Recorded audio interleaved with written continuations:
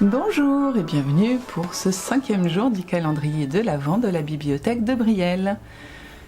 Nous sommes donc le 5 décembre, plus que 20 jours avant Noël. C'est long encore 20 jours, mais pendant ces 20 jours, nous allons lire des histoires. Et aujourd'hui, nous allons lire l'histoire de Benjamin, le petit Père Noël du jardin.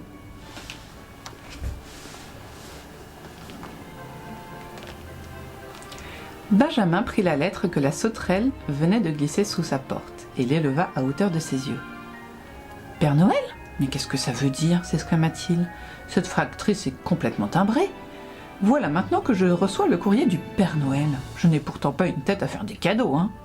Poussé par la curiosité, le lutin ouvrit quand même la lettre et se mit à lire.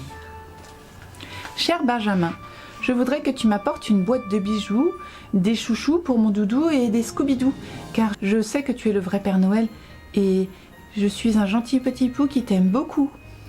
Signé Loulou. Pauvre Loulou. Il va être bien déçu quand il connaîtra la vérité, soupire le lutin. Enfin, mieux vaut une petite visite amicale qu'un retour à l'envoyeur, pensa-t-il gentiment, en allant le voir. Lorsqu'il arriva au salon de coiffure du pou, ce dernier lâcha peigne et ciseaux et commença à chanter. Douce nuit, sainte nuit. Attends, lui dit Benjamin nerveusement. J'ai quelque chose à te dire. Et sans détour, il lui avoua qu'il n'était pas le Père Noël. D'ailleurs, conclut-il, je suis un vieux bonhomme et il y a belle lurette que je n'y crois plus. Et mes petits souliers alors demanda le pou avec anxiété. Eh bien, je suppose que tu les garderas au pied le soir de Noël, répondit le nain. C'est pas juste, s'écria Loulou en pleurs. Tu fais plein de cadeaux aux enfants et pas à moi. Mais arrête de pleurer, tu veux nous faire remarquer, supplia Benjamin. Arrête, je te dis, ou tu ne les auras pas, tes cadeaux. Loulou s'arrêta net. Bon, d'accord, tu les auras, mais en échange, il faut que tu me promettes de te taire. Et surtout de n'en parler à personne, compris ? Mais tu sais où je couille, chuchota le pou en lui faisant un sourire complice. Malheureusement, Loulou ne savait pas tenir sa langue. Et le jour suivant fut la pire journée de Benjamin.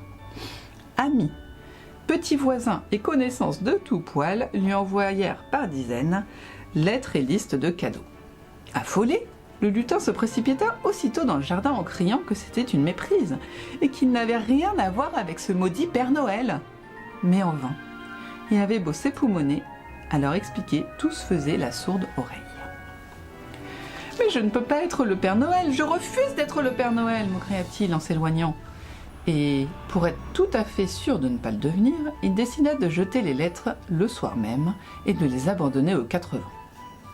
Or, cette nuit-là, le vent du nord se leva et ramassa une à une toutes les précieuses lettres. Le lendemain matin, le lutin réapparut dans le jardin. Retrouvant avec joie sa brouette et ses outils, il se mit au travail comme si de rien n'était. Mais ses petits amis ne l'avaient pas oublié. Ils venaient régulièrement le voir, l'encourager, l'aider. Bref, tout le monde était plein de sollicitude pour le vieux bonhomme à la barbe blanche, et Benjamin commença à trouver très agréable de jouer le faux Père Noël. Il suffisait qu'il ait une petite envie de miel pour qu'on lui en apporte aussitôt, un grand pot en plus, qu'il désire une poignée de noisettes pour qu'il en reçoive tout un sac.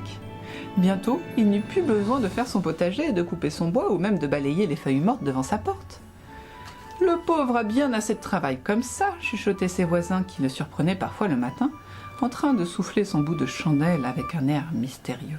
« Regardez-le, il a encore veillé toute la nuit, murmurait-il.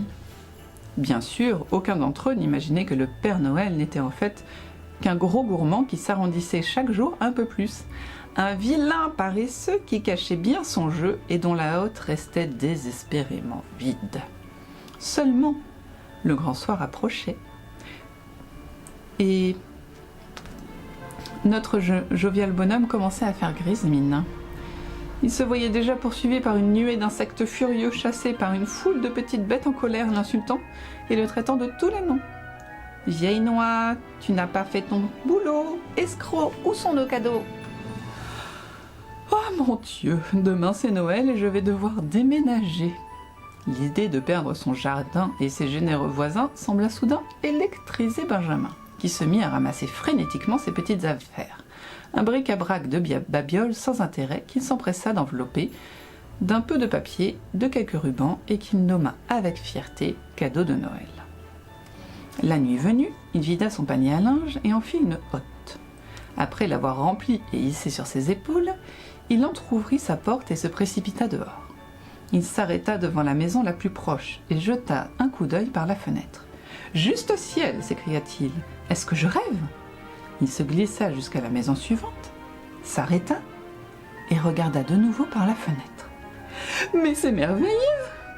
Puis il repartit. Il s'arrêta ainsi devant chaque maison, jeta le même coup d'œil à chaque fenêtre pour s'écrier finalement « Les cadeaux sont arrivés !» Mais c'est qu'Uleville, l'instant d'après, était bien plus merveilleux et plus extraordinaire encore. Devant lui se dressait, majestueux, le traîneau du Père Noël.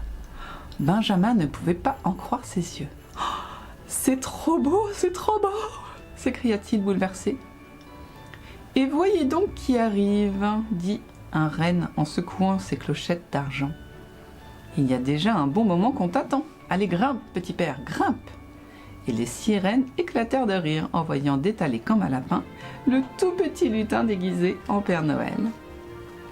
Il fallut attendre le matin de Noël, les cris de joie devant les cadeaux, les chants, les danses autour du sapin, pour le voir réapparaître à sa porte. « Joyeux Noël, Adèle! Alors, pas de courrier pour le Père Noël ce matin ?»« Si, justement. Enfin, non, pas exactement. Il y a bien une lettre pour toi, Benjamin. Mais c'est une lettre du Père Noël, du vrai Père Noël, je veux dire. Il te remercie pour ton aide et dit que, tiens, lis toi-même. » Benjamin saisit la lettre et lut à voix basse. « Mais l'année prochaine, je t'en prie, laisse-moi faire le boulot. Signé le Père Noël. » Quel coquin ce Benjamin! Ah là là, ces petits nains, hein, ils essayent de se faire passer pour un vrai Père Noël, mais il n'y a qu'un seul vrai Père Noël. Nous allons lire une prochaine histoire demain pour continuer le calendrier de l'Avent et nous allons voir quel héros va faire des bêtises ou des gentilles choses. À demain!